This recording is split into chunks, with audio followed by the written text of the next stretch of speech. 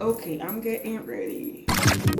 Back filming. À toutes les personnes qui manquent de confiance en elles, à toutes les personnes qui en ont marre de faire des mauvais choix, d'être dans un cercle vicieux dans lequel ils n'évoluent pas, à toutes les personnes qui ont peur du regard des autres, qui s'attachent au regard des autres pour vivre, à toutes les personnes qui se posent des questions par rapport au questionnement, mais vraiment existentiel.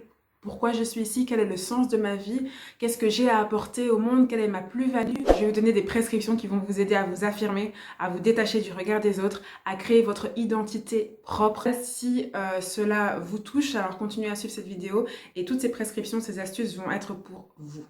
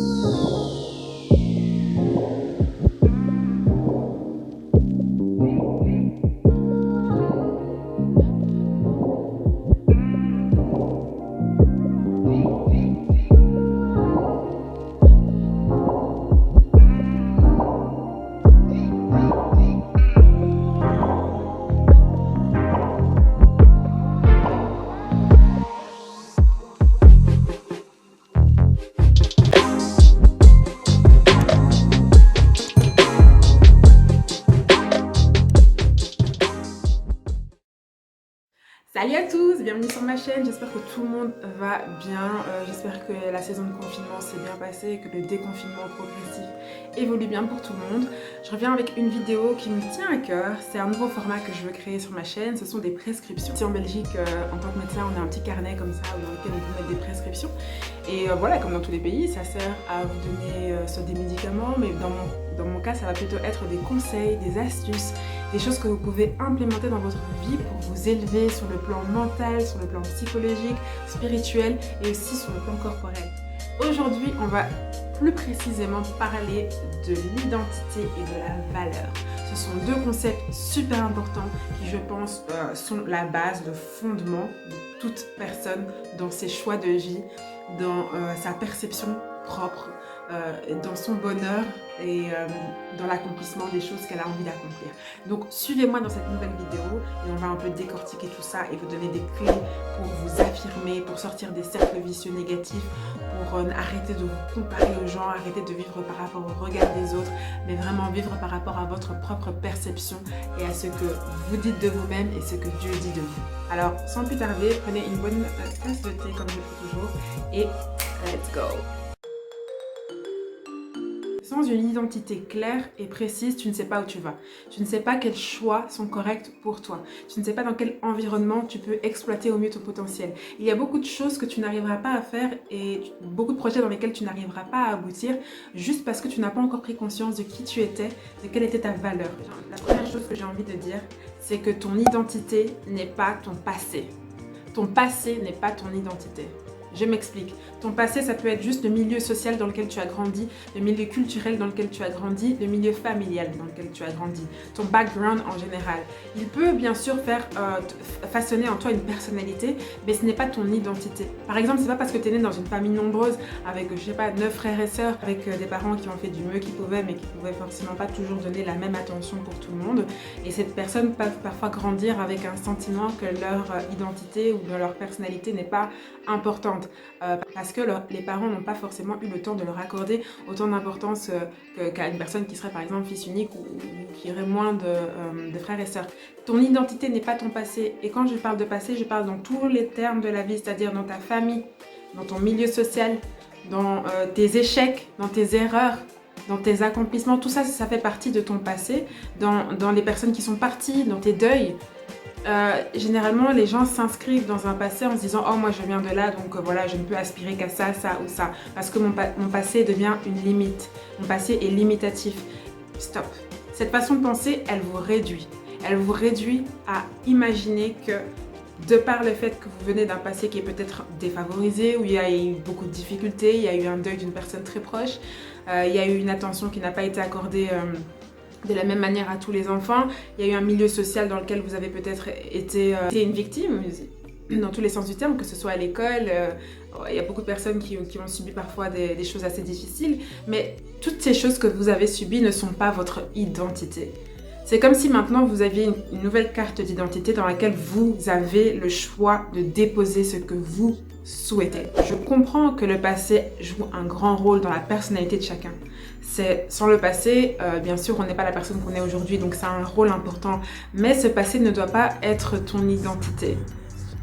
Il doit être pour toi une occasion de comprendre pourquoi tu fonctionnes d'une certaine manière dans le monde. Mais ce n'est pas ça qui conditionne là où tu vas évoluer et là où tu vas aller. Des exemples plus précis, moi je trouve que par exemple une personne qui vient d'un passé qui est un peu défavorisé socialement parlant ou avec la famille, peu de moyens et des choses comme ça, ne peut pas se dire « Oh moi je viens de là donc je ne peux rien accomplir ». Non. Surtout si on est dans un environnement géographique qui nous permet d'accéder à certains privilèges, que ce soit les études, que ce soit la santé, beaucoup de choses qui nous sont accordées par exemple en Europe. Je pense que personne ne peut actuellement utiliser son passé comme une limitation. Au contraire, utiliser comme une force motrice, ton passé devient quelque chose que tu veux prendre en compte pour évoluer plus loin et dire que c'est pas parce que j'ai fait ça dans ma vie que je n'arriverai pas à aller là où je veux aller, au contraire. Et pareil pour les échecs, que ce soit les échecs sur le plan sentimental par exemple. Les gens souvent se disent voilà, moi j'ai vécu ça dans le passé, j'ai été blessée de cette manière, donc à partir de maintenant je n'ouvrirai plus jamais mon cœur, je serai méchant avec tout le monde, etc. Non. C'est un trait de personnalité qui peut se développer à cause de blessures et échecs multiples. Mais c'est pas pour autant que vous devez en faire votre identité. Le dicton d'ailleurs le dit très bien. Tous les saints ont un passé et tous les pécheurs ont un avenir. Ça veut tout dire. Tes erreurs du passé, tes blessures sentimentales, tes blessures, tout ça, ça ne te définit pas. Ça te donne un trait de caractère, et on va y revenir, ça te donne une personnalité particulière, parce que ça fait partie de toi, mais ce n'est pas ton identité. Ton passé a la capacité de t'informer sur beaucoup de choses à changer, mais ce n'est pas ton passé qui fait de toi la personne que tu es actuellement. Ton passé n'est pas inconnu pour Dieu. Dieu sait tout ce qui s'est passé depuis ta naissance jusqu'au jour où tu es arrivé ici. Donc remets-lui les choses qui te sont arrivées dans le passé et qui sont pour toi une source de souffrance et qui ont créé en toi une identité, qui ont créé en toi une étiquette que tu n'arrives pas à détacher. Parfois, des gens ont été victimes de choses atroces dans le passé et c'est difficile de changer et de se voir différemment. Mais sachez qu'en toutes circonstances, même si c'est difficile à comprendre, Dieu sait tout ce qui vous est arrivé. Et Dieu peut tout tourner à son avantage. Il peut tourner des choses négatives en des choses positives pour plus tard. Il peut transformer une personne qui a vécu quelque chose de traumatique dans le passé et l'aider après à témoigner et à aider d'autres personnes qui seront peut-être amenées ou ont été amenées à vivre la même chose. Dieu peut tout changer. Donc ton passé n'est pas ta définition actuelle. C'est quelque chose qui t'est arrivé, c'est quelque chose que tu ne peux pas oublier, c'est quelque chose qui fait partie de ta personnalité, en tout cas qui crée des traits de personnalité propres, mais ça ne signifie pas que c'est ton identité.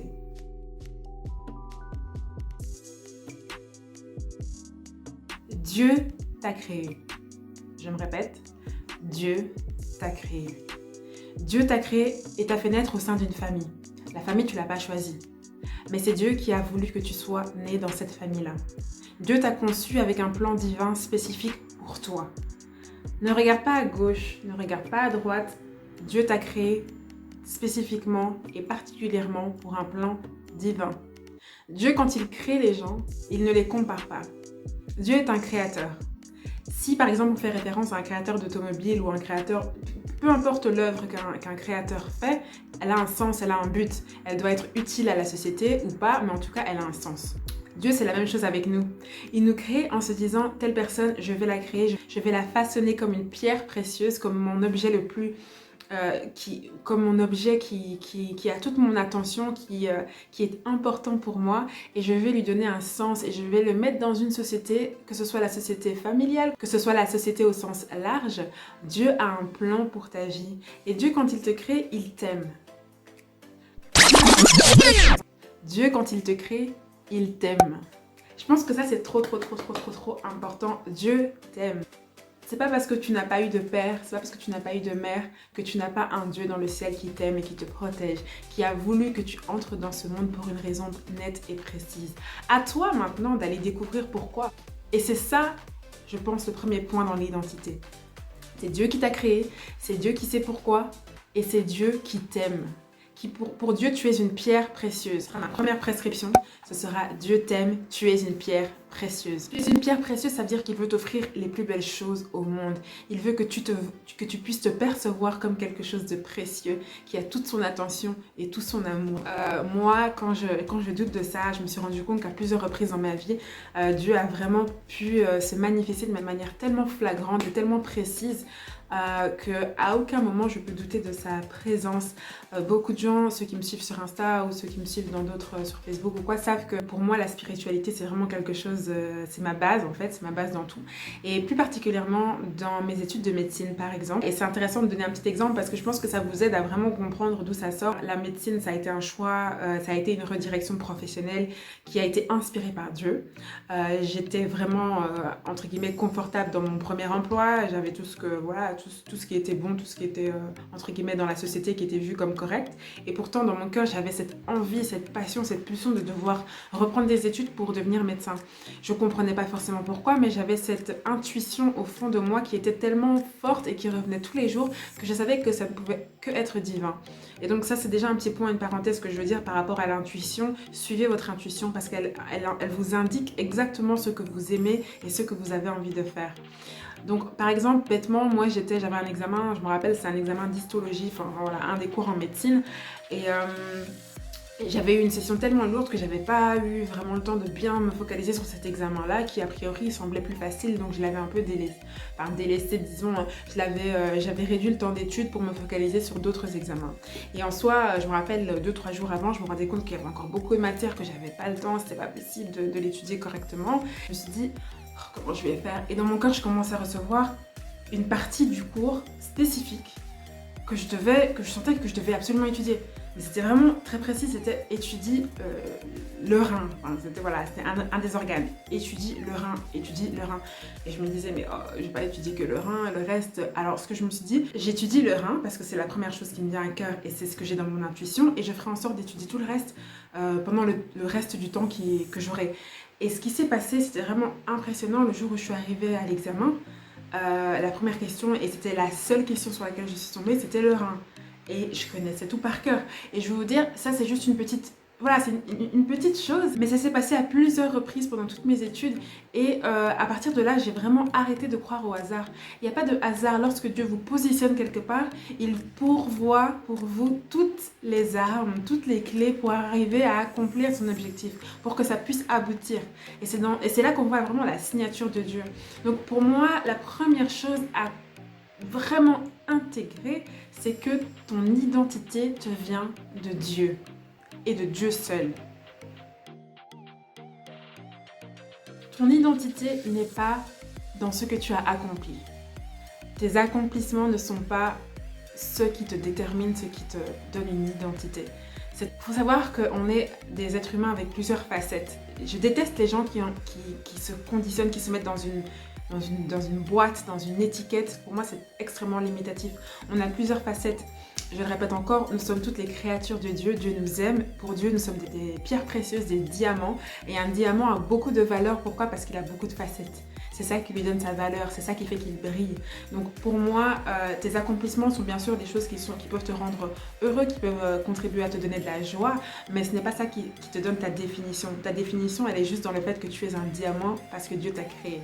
Autre chose qui est important à savoir, c'est que ton identité n'est pas dans le regard des autres. Stop cette idée que voilà, je dois être un people pleaser, je dois plaire aux gens, je m'identifie dans l'image que les autres me renvoient, dans l'image que mes parents m'ont renvoyée ou dans les attentes que mes parents ont pour moi, dans toutes ces choses qui sont des facteurs externes. Ne t'identifie pas par rapport au regard des autres. Chacun a sa course, chacun est dans son fuseau horaire divin. Dieu nous a créés pour des choses différentes. Un créateur va créer, un créateur par exemple automobile, va faire une voiture de course, une voiture plutôt familiale, une voiture citadine, bref, il y a différents types de voitures. Il ne va pas commencer à comparer ses créations parce qu'elles ont un but différent, elles ont un objectif différent. Pareil pour toi. Le propre de l'être humain, c'est de s'identifier aux autres pour pouvoir se sentir apprécié, se sentir aimé. C'est humain, c'est pas négatif, c'est humain. Mais il ne faut pas tomber dans le piège de créer et de rajouter dans sa carte d'identité la lecture des autres sur notre propre vie. Parce que ça te bouffe ton temps, ça te bouffe ton énergie et surtout la comparaison te bouffe ta joie. Ça te bouffe ta joie, tu as l'impression que tu n'es pas là où tu devrais être, tu as l'impression que les accomplissements des autres te renvoient à tes propres échecs ou à le fait que tu stagnes dans certains domaines de ta vie. Faux! Chaque chose en son temps. Et tant que tu n'auras pas encore intégré ça, tu vivras toujours dans la comparaison. Tu vivras toujours dans l'envie et malheureusement parfois la jalousie. Par rapport au regard des autres, j'ai une anecdote qui m'a vraiment en fait moi conscientisée par rapport à ma propre identité. C'était au travail. Je suis tombée à un moment donné dans une salle où j'ai eu une sorte de, je sais pas, de choc. Je me suis rendu compte en fait que j'étais la seule jeune femme noire dans une salle qui était remplie en fait de médecins de la cinquantaine, voilà, dans l'exercice de leur profession normale. Donc on avait une grosse réunion et on était à peu près une quinzaine. Et j'avoue que j'ai eu un choc parce que je me suis dit, waouh, en fait ici, il y a genre personne qui me ressemble, c'est un peu bizarre. Alors ça remet pas en question mes compétences parce que je suis dans cette salle, donc il y a bien une raison, j'avais un cas à présenter, un cas d'un patient à présenter, etc. Mais au fond de moi, il y avait quand même quelque chose qui me faisait dire, ouf, en fait là, il faut que je gère et tout, il faut que je gère mon cas parce que quelque part, étant issu d'une minorité, on a souvent le poids de représenter notre culture. Et quelque part, on a aussi le poids ou l'avantage, je ne sais pas comment le prendre, mais de se dire que la manière dont tu vas présenter ton cas, ça reflète peut-être la perception qu'ils auront de, quelque part, les personnes qui te ressemblent. Je sais pas si je me fais comprendre, mais c'est un peu ça l'idée. C'est de se dire que purée, là, faut que je gère et tout, parce que par exemple, si je foire, ça va être en mode, ben, voilà, bon, on s'attendait peut-être pas à mieux de sa part. Enfin, j'entrais, moi, je vais pas parler pour tout le monde, mais j'entrais, moi, avec un sorte de complexe d'infériorité, juste parce que je constatais que personne dans la salle ne me ressemblait. Et ça, je sais pas, quand je suis sortie de la salle, après tout s'est super bien passé, vraiment j'ai eu aucun problème, donc je me suis bien rendu compte que c'était ma perception de moi-même qui, quelque part, me créait un obstacle et me forçait à me comporter d'une manière qui, en fait, ben, si je sais qui je suis, si je sais que voilà, je suis médecin, j'ai mérité ma place dans cette salle, j'ai quelque chose à présenter, je suis là pour une raison. Je me poserais pas, si j'avais vraiment cette identité solidifiée, ancrée avec une bonne fondation, je ne rentrerais pas dans cette salle avec du doute, avec de la remise en question et avec ce complexe d'infériorité. Et ça m'a beaucoup bousculée, je me suis rendu compte que la voix douce, agréable, l'intuition dans mon esprit est venue me dire mais c'est moi qui t'ai placée là en fait. Et ça venait de Dieu, c'est Dieu qui m'a placée là, c'est Dieu qui m'a demandé de refaire des études, c'est Dieu qui m'a accompagnée pendant tout le chemin jusqu'à l'obtention du diplôme, c'est lui qui a voulu que je sois dans cette salle-là. Pour quelle raison? C'est là maintenant que je me pose la question et que je me dis mais s'il m'a mis là, c'est peut-être pour représenter, c'est peut-être pour tout simplement prouver à beaucoup de gens que leurs a priori sur les minorités sont erronés. Il y a beaucoup de raisons, mais quoi qu'il en soit, moi, en tant que personne, je n'ai pas à me remettre en question parce que personne ne me ressemble. Je n'ai pas à me remettre en question parce que les autres me regardent et constatent clairement que oui, je suis différente de ceux qu'ils ont l'habitude de voir, des personnes qu'ils ont l'habitude de côtoyer. Mais voilà, ça m'a vraiment en fait marqué. Je me suis rendu compte que tout venait à la base de moi. Et je pense que je peux l'appliquer pour toutes les personnes dans tout domaine différent. Pour moi, c'était dans le cadre professionnel. Mais je pense que dans tous les domaines, c'est la même chose. Quand on est sûr de soi, quand on sait d'où on vient, quand on sait pourquoi on a été placé dans un endroit, on ne se compare pas.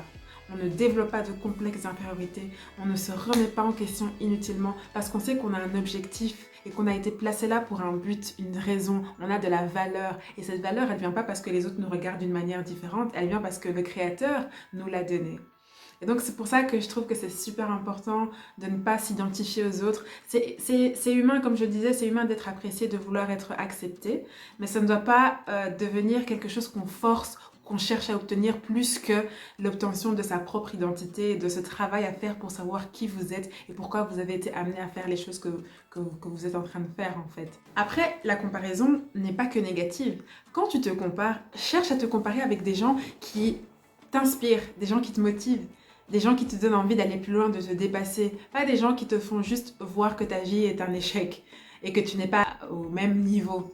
Par exemple, ici dans YouTube, on est bien d'accord que blindé de personnes ont déjà commencé YouTube, que c'est quelque chose qui se fait assez fréquemment dans notre génération. Mais pourquoi je vais pas commencer à aller regarder ce que telle fait, ce que telle fait, ce que telle fait et vouloir imiter? Parce que je sais que j'ai mon identité propre, j'ai quelque chose à amener que personne d'autre n'a à amener. Et surtout, lorsque je me compare avec d'autres personnes, je le fais dans un but positif de me dire « Oh, j'aime beaucoup ce qu'elle fait là. Oh, ce que cette personne fait là me touche. » Et souvent, je regarde sa vidéo. Pourquoi? Parce qu'il y a ça, ça, ça. Et donc, tu intègres les petites choses qui te plaisent chez les gens et ça te porte vers le haut. Au lieu de juste te comparer, te dire « Oh, mais au final, tout le monde le fait, donc à quoi ça sert que je le fasse? Je laisse tomber, de toute manière, c'est un métier, c'est un secteur qui est saturé. » Enfin non, c'est pas comme ça qu'il faut voir les choses. Il faut se comparer de la bonne manière, en fait. Vois ta vie comme un couloir dans lequel tu cours pour avoir ta propre couronne, pas celle des autres. La comparaison qui est vraiment néfaste, elle tue en fait, tout simplement. Sachez que par exemple, Obama, il a été à la retraite à 55 ans, Trump, il a pris le pouvoir à 70 ans. Il y a des gens qui ont leur diplôme à 22 ans, qui ont galéré pendant 5 ans pour avoir un taf, d'autres ont leur diplôme super tard et ont eu un taf directement. Certaines personnes sont les célibataires pendant longtemps, certaines personnes se marient très tôt, divorcent après. Je veux dire, il y a tellement de chemins différents que si tu te compares, tu vas créer en toi des insécurités et des frustrations que Dieu ne t'a jamais demandé de porter. Je récapitule si vous voulez, ton identité n'est pas dans le regard des autres, tu marches à ton propre fuseau horaire divin, tu as ta propre course. Un athlète, il ne regarde pas à gauche, il ne regarde pas à droite quand il est en train de courir. Il regarde dans sa propre lignée, dans son propre fuseau horaire. Il ne regarde pas à gauche, à droite. Pourquoi? Parce que ça le distrait. Ça le ferait arriver en retard. C'est inutile. Tu es dans ta propre destinée, tu es dans ta propre course, dans ton propre couloir. Ne regarde pas à gauche parce que chaque bénédiction, une bénédiction, elle porte ton nom en fait. Dieu, les cadeaux qu'il a pour toi, ils sont propres à toi. Ils ne sont pas les mêmes que l'autre recevra. Donc si tu te compares, tu vas être dans le manque de reconnaissance, tu n'auras pas la joie. Il y a une image qui m'a toujours beaucoup plu, que tout le monde connaît, c'est cette image où on voit une petite fille qui tient un petit nounours tout abîmé, tout dégueulasse. Et on a Jésus devant lui qui lui demande en fait de lui donner son nounours. Et derrière lui, il a un gros nounours magnifique, tout propre, qu'il veut donner à l'enfant en fait. Mais l'enfant ne se rend pas compte à quel point et Jésus a mieux à lui donner. Et je pense que c'est la même chose avec nous, on ne se rend pas toujours compte. On a l'impression, on garde en soi la mauvaise perception de soi, les échecs qu'on a eu dans le passé, les blessures émotionnelles, notre background, les choses qui ont toujours été limitatives dans notre passé, et on les intègre comme si c'était la vérité. Alors que non, la vérité, elle est dans le Créateur uniquement. Alors bien entendu, je veux pas qu'on puisse mal comprendre mes propos parce que bien sûr, les choses qu'on a vécues en termes de blessures ou voilà, en termes dans notre passé ou les choses qu'on a accomplies ou tout simplement notre milieu social, nos amis, tout ça, ça participe à créer notre personnalité. Notre personnalité est différente de notre identité. Je m'explique. Ta personnalité, elle a été construite par des micro-événements qui te sont arrivés, le milieu dans lequel tu as grandi, les choses que tu as accomplies, ça crée une personnalité en toi. Mais cette personnalité, c'est pas ta carte d'identité. Moi, par exemple, je suis quelqu'un de très introverti. Ça paraît pas comme ça parce que là, je suis devant la caméra, tout ça, mais à la base, je suis quelqu'un de très introverti. Dans mon enfance, j'étais un peu plus timide, mais la timidité s'est un peu transformée en introversion. J'ai un caractère qui peut parfois paraître un peu asocial parce que j'aime bien mon petit confort, j'aime bien rester chez moi, je me mélange pas facilement, disons, et je sélectionne j'ai tendance à vraiment sélectionner les personnes de mon entourage à qui je me confie, et ça peut, donc c'est un caractère introverti. Mais ça, c'est ma personnalité. Maintenant, mon identité, elle est en Dieu. Et Dieu, dans son infinie grâce et dans son infinie sagesse, m'a demandé de me mettre devant cette caméra et de venir encourager les gens. C'est pas quelque chose qui est facile quand on est plus introverti et qu'on a tendance à vouloir un peu cacher sa vie, mais dans ce contexte-là, c'est l'identité que Dieu m'a donnée. C'est l'identité que lui a créée en moi. Donc pour moi, venir ici devant vous et m'exprimer, c'est pas facile. Je dois lutter contre ma personnalité, mais je sais que c'est mon identité. La personnalité, c'est quelque chose qui est propre à toi, certes. Ton identité, c'est plutôt ce que Dieu a mis en toi, a créé en toi et attend de toi. Le plus important, je pense, c'est d'essayer de comprendre, de chercher quelle est la volonté de Dieu pour soi-même. Cherche à savoir ce que Dieu dit de toi. Cherche à savoir pourquoi Dieu t'a créé, quel est le sens de ton existence, quelle est la grâce particulière qu'il t'a donnée, quelle est cette caractéristique que les gens autour de toi te font remarquer. Oh, souvent, une personne peut dire « Oh, t'as tendance à être t'es très drôle, t'es le genre de personne, dès que tu entres dans une pièce, tout s'illumine. » Ou alors, toi, t'es quelqu'un de très intelligent, t'es le genre de personne à qui on peut donner un gros problème, tu vas le résoudre. Ou toi, t'as une capacité d'être dans l'empathie, dans la compassion, et c'est très agréable. Ou toi, tu es très sage, tu es quelqu'un chez qui on se confie. Et chaque personne a une grâce particulière qui lui a été donnée par Dieu. Et dans cette grâce, souvent, se trouve son appel, sa mission et son sens, en fait, le sens de sa vie. Cherche à savoir ce que Dieu dit de toi. Cherche à savoir ce que Dieu dit de toi. Deuxième chose que je peux donner comme conseil, c'est veille sur tes pensées. Tes pensées, ton cœur, tout ça c'est lié. Veille sur tes pensées. À chaque pensée négative qui vient en toi, bloque-la par une pensée et une parole positive. Tu remarqueras que quand tu parles, tu n'arrives pas à penser en même temps. Fais l'exercice maintenant. Essaye de parler et penser à quelque chose en même temps, tu n'y arriveras pas. Ta parole peut contrer tes pensées. Si dans ton esprit, tu es en train de réfléchir et tu te dis, purée, en fait, moi, j'ai toujours fait la même erreur. De toute façon, je tombe toujours sur le même type de personne, que ce soit homme ou femme. Je suis dans un cercle vicieux dans certains comportements que j'ai. Je suis bon à rien. De toute manière, je ne sais pas y arriver. Des pensées négatives qui sont en train de se ressasser dans ton esprit. Et si tu prends la parole et que tu les bloques avec ta bouche, tu verras que ça s'annule. Ça prend du temps, c'est pas un truc qui se fait automatiquement, mais c'est quelque chose que tu dois t'exercer à faire. Donc, pour une pensée négative, bloque-la par des paroles positives. Une autre chose, ce sont les actions. Ne réagis pas à tout ce qui se passe autour de toi. La vie, c'est 10% ce qui t'arrive, 90% comment tu réagis à ce qui t'arrive. J'ai un exemple qui est assez parlant. J'étais en garde un jour, je pense qu'il était 4h du match, je devais entrer dans la salle voir un patient et je lui parle, ça faisait quelques minutes qu'on était en train de discuter, tranquille. Et t'as un de mes collègues et amis d'ailleurs qui vient, c'est un infirmier blanc de mon âge qui arrive. Et alors que nous étions en train de discuter avec le patient, je vois qu'il tourne ses yeux, qu'il les détourne de moi et qu'il continue à en fait répondre à mes questions, mais en parlant, en visant en fait mon collègue qui n'avait absolument rien demandé, qui était juste venu pour régler 2-3 choses assez pratiques dans la chambre. Et pendant toute la durée de notre conversation, il avait les yeux rivés sur lui et donc il ne me portait plus aucune attention. Alors moi j'ai continué à dire ce qui était important parce que forcément c'est moi qui prends soin du patient, avec l'aide de mon collègue certes, qui est non négligeable d'ailleurs, mais chacun a son rôle dans la prise en charge du patient.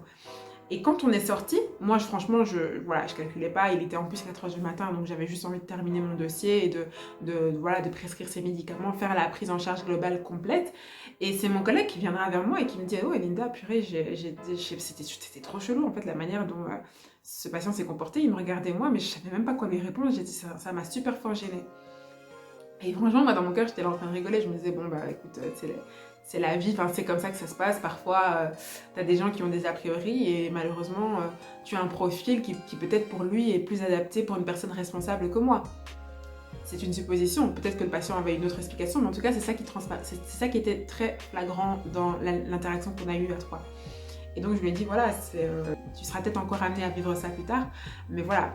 Sans plus, j'aurais tout aussi bien pu commencer à me dire, ou à reprocher au patient, ou à mal me comporter, ou à vouloir avec un manque d'humilité, vouloir me dire mais c'est moi qui gère, c'est à moi que vous devez vous référer, c'est moi que vous devez regarder, je suis en train de... J'aurais pu agir d'une multitude de façons. J'aurais pu aussi moi-même établir un jugement de valeur entre mon collègue et moi et me dire que c'était lui peut-être qui avait plus le profil et donc les caractéristiques attendues par le patient pour le prendre en charge. Je ne sais pas, j'aurais pu avoir une multitude de pensées qui auraient traversé mon esprit et qui auraient visé à me diminuer. Mais je ne me suis pas dit ça, je me suis juste dit, moi je sais qui je suis, je sais quelle est mon identité, je sais quel est le sens que j'apporte à cette gestion actuelle du patient. Je sais que c'est moi qui vais le prendre en charge. Voilà, j'ai une identité claire et propre. Ce n'est pas parce que lui ne le voit pas que moi je ne dois pas le voir. Et donc tes actions sont importantes. N'entre pas dans des combats inutiles. Il ne faut pas militer pour des choses inutiles. Quand tu sais quelle est ta valeur, tu n'as pas besoin de la démontrer à la terre entière. Tu n'as pas besoin de le faire. Parfois, il y a des combats qui s'opèrent de manière silencieuse, avec juste la confiance de savoir que Dieu t'a créé, que Dieu t'a mis à un endroit et que tu dois accomplir cette mission-là. Peu importe comment les gens te voient. Ça, c'est très important. Donc, tes actions jouent un rôle dans ton identité et ta perception. Très important. Troisième prescription, ce sera ton entourage. Ton entourage peut participer à créer ton identité dès lors que c'est l'entourage qui t'aime, l'entourage qui te soutient, l'entourage, les personnes qui ont prouvé dans ta vie qu'elles avaient une plus-value. Créer son identité à travers la manière dont les gens qui t'aiment vraiment et qui te connaissent vraiment, ça c'est une des clés pour savoir qui tu es. Parce que le monde te donnera une autre identité, le monde te donnera d'autres étiquettes, mais les gens qui te connaissent du plus profond de toi, c'est à eux qu'il faut se référer lorsque tu as une question sur ton identité. Et c'est toujours intéressant d'aller poser la question, comment tu me perçois, comment tu me vois? Et vous faites une liste. Moi j'adore ça, vous savez très bien que moi je suis une fan des listes, des choses que j'écris. Tu fais une liste avec toutes les choses qui te caractérisent et qui viennent de sources fiables. Et ça, tu peux l'intégrer dans ta personnalité, dans ton identité. Quatrième chose, passer beaucoup de temps avec Dieu. Je ferai une autre vidéo plus précise sur le fait de passer du temps avec Dieu, d'entendre Dieu, de comment construire sa relation avec Dieu. Mais je pense que ça, c'est pour son identité, c'est essentiel. Il faut avoir des moments de retraite dans lesquels on prend soin de soi, on médite et on passe du temps avec Dieu. Parce qu'il va télécharger des données. Il va te télécharger des données sur ta propre identité, sur ton appel, sur la raison pour laquelle tu es ici sur Terre. Chaque personne a une mission, a un appel et a un sens. À aucun moment, tu peux te dire que tu n'as pas de sens et que tu ne vaux pour personne, que tu n'as pas de valeur. C'est faux. C'est un mensonge que tu dois, comme dans la première prescription, contrer par une parole positive. C'est très important. Apprendre à se revaloriser, apprendre à dire non aux gens. Si tu as tendance à être quelqu'un qui aime se faire apprécier, aime qu'on puisse faire des éloges sur toi, c'est pas un mauvais caractère, c'est humain, mais apprends à vivre indépendamment de ce que les gens disent de positif sur toi en fait. Apprends à te valoriser toi-même, à prendre du temps pour toi-même, à savoir dire non aux gens, même si parfois ça peut heurter certaines sensibilités. Parfois tu as besoin de temps pour toi. Et dire non aux autres, c'est dire oui à toi-même. Donc il y a des moments, par exemple, des gens qui sont toujours enclins à aider parce qu'ils trouvent que ça fait preuve de générosité, de compassion, c'est très bien. Mais il faut avoir des limites qu'on s'impose pour soi-même, pour se donner de la valeur. Prendre soin de soi. Prendre soin de soi. Quelles sont les choses que tu aimes faire? Quelles sont les choses qui te procurent un plaisir? Quelles sont ces petites choses, ces détails qui sont un peu insignifiants pour d'autres mais qui signifient beaucoup pour toi? Écris-les dans ta petite liste. Et essaye de te prendre des moments rien que pour toi. C'est très important. Ça te donne de la valeur. Ne cherche pas non plus à te faire aimer par tout le monde. Ça, franchement, c'est peine perdue. Tu ne seras jamais apprécié par tout le monde. Il y aura toujours quelqu'un qui aura quelque chose à dire. Sélectionne tes amis. Peu en quantité, mais beaucoup en qualité. Et dis-toi que de toute manière, la seule chose qui importe, c'est comment Dieu te voit en fait. C'est pas forcément comment les autres te perçoivent et ce qu'ils ont à dire sur toi ou la façon dont ils t'apprécient. Tout ce qui importe, c'est que ce que tu fais plaît à Dieu. Parce que tu verras que tu auras une joie indescriptible, tu auras une paix et une joie qui sont vraiment le signe que tu es dans sa volonté, dans la volonté de Dieu et que tu agis conformément à ce que lui veut que tu fasses. Et je pense que ça, franchement, Franchement, dans ma vie, en tout cas, moi, c'est une des choses qui me porte, qui me permet d'accomplir toutes les choses que j'ai accomplies et qui me permet de rester dans la joie, dans la bonne humeur, dans la paix, dans l'envie de donner aux autres, dans l'envie d'applaudir pour les autres aussi, parce que forcément, quand on est frustré, parfois, on a du mal à être content pour les autres. Alors que lorsque tu connais ton identité, que tu sais que ton temps viendra pour X ou Y bénédiction que tu n'as peut-être pas encore et que d'autres ont, tu sais en fait que tu peux être heureux pour les autres parce que ton temps arrivera en fait. Et que dans l'espace-temps dans lequel tu es, dans ta saison dans laquelle tu es, tu as un appel, tu as des missions, tu as des choses à créer pour servir la collectivité, mais aussi pour toi-même. Donc chaque instant, chaque moment va être maintenant utilisé pour la gloire de Dieu et aussi juste pour ton corps, ton esprit, ton mental. Mind, body, spirit. Ne te décourage pas, la vie a encore beaucoup de choses à t'offrir. Dès lors que tu apprends à comprendre pourquoi tu es ici, tu verras que beaucoup de choses vont se débloquer dans ta vie. Les cercles vicieux des mauvais choix vont se débloquer également parce que faire un choix, ça implique de savoir pourquoi on le fait et qu'est-ce que ça peut nous apporter et si c'est bon pour nous. Mais pour savoir ça, il faut savoir qui on est dès le départ. Donc vous voyez bien que tout dépend de ça. Tout dépend de ça dans la vie. On n'accepte pas n'importe quel conjoint quand on sait qui on est. On n'accepte pas n'importe quel poste professionnel quand on sait qui on est. On n'accepte pas d'endosser certains fardeaux quand on sait qui on est. Tout part de là. Ton bonheur, ta joie dépend de là. Ne reste pas dans un environnement où ton intégrité est compromise. Reste dans les environnements où tu te sens bien, où tu peux avancer. Il y aura d'office des obstacles sur ton chemin, même quand tu es sur le bon chemin. Mais sache que ces obstacles vont te faire grandir. Prends les bons choix, éclairé toujours par ce que Dieu pense de toi. Et je t'assure que tu vas accomplir de grandes choses. Et que tu ne mettras plus de côté les différents projets que tu as en te disant « Oh, je ne serai pas capable. Oh, quelqu'un l'a déjà fait avant moi. Oh, ça ne sert à rien. » Non. Ces petites voix, ces petites pensées négatives, elles vont être contrées par tes paroles positives qui sont de l'ordre de l'affirmation, de la motivation et de l'encouragement que tu peux trouver auprès de ceux qui t'aiment et qui sont proches de toi.